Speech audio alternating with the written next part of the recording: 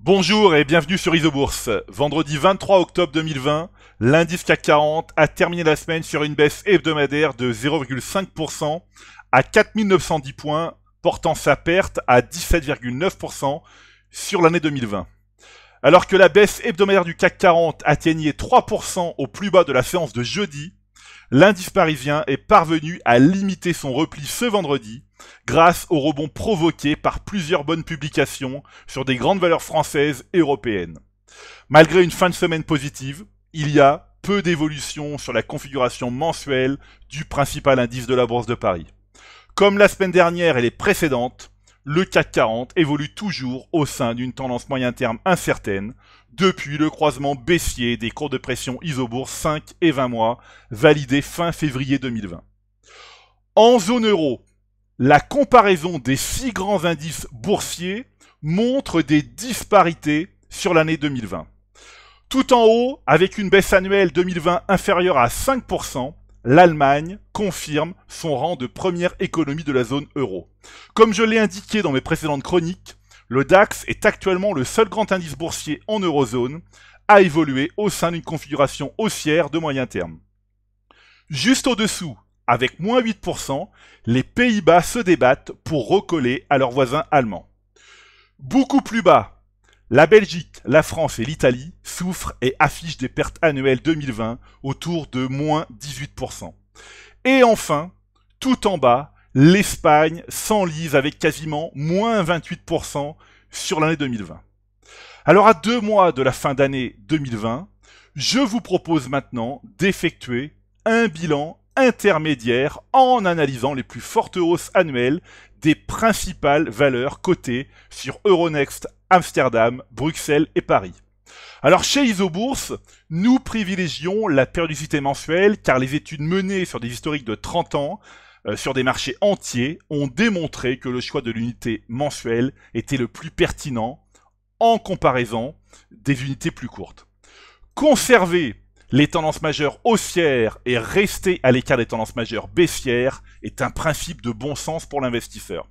Alors ici, nous avons le graphique d'Alphen, donc Alphen, le spécialiste des solutions énergétiques du futur, Alphen qui gagne 349% depuis le croisement haussier des courbes de pression Isobourse 5 et 20 mois validé en septembre 2019. Le logiciel Isobourse est un outil puissant qui apporte un avantage statistique à son utilisateur, mais il ne faut pas confondre avec avantage systématique. C'est pourquoi une action dite haussière à moyen terme doit être une position du portefeuille au milieu d'autres nombreuses ayant les mêmes caractéristiques. Alors, on trouve ici Sartorius Stedim Biotech, donc le fabricant, le fournisseur de l'industrie pharmaceutique qui gagne 189% depuis le croisement haussier des courbes de pression Isobourse 5 et 20 mois validés en mars 2019. Les courbes de pression se sont approchées mais ne se sont jamais croisées à la baisse. Le principe, c'est de rester en position tant que la tendance majeure est valide. On continue ici avec Adyen, le spécialiste des solutions de paiement. Eh bien, Adyen qui progresse de 88% depuis le croisement haussier des courbes de pression Isobourse 5 et 20 mois. On continue avec Albioma, donc le producteur d'énergie renouvelable qui progresse de 108% depuis le signal positif, donc le croisement haussier des courbes de pression Isobourse 5 et 20 mois validé en mars 2019. Et puis, on va s'intéresser ici à PostNL, donc l'entreprise néerlandaise spécialisée dans les postes. Eh bien, PostNL qui continue son redressement à moyen terme depuis le croisement haussier des courbes de pression Isobourse 5 et 20 mois validé fin juillet 2020.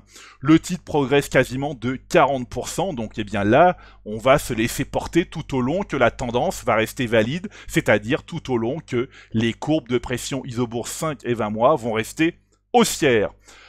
Alors à l'inverse, eh bien, et à l'opposé du palmarès, on trouve Vallourec qui perd quasiment 88% depuis le début d'année.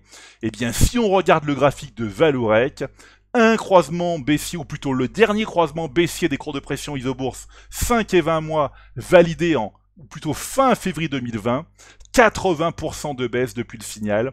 Il est important de rester à l'écart des valeurs dont les courbes de pression isobourse 5 et 20 mois sont baissières.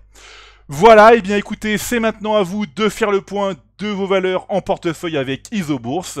Je vous donne rendez-vous pour ma prochaine chronique et d'ici là, eh bien, restez avec nous sur Isobourse.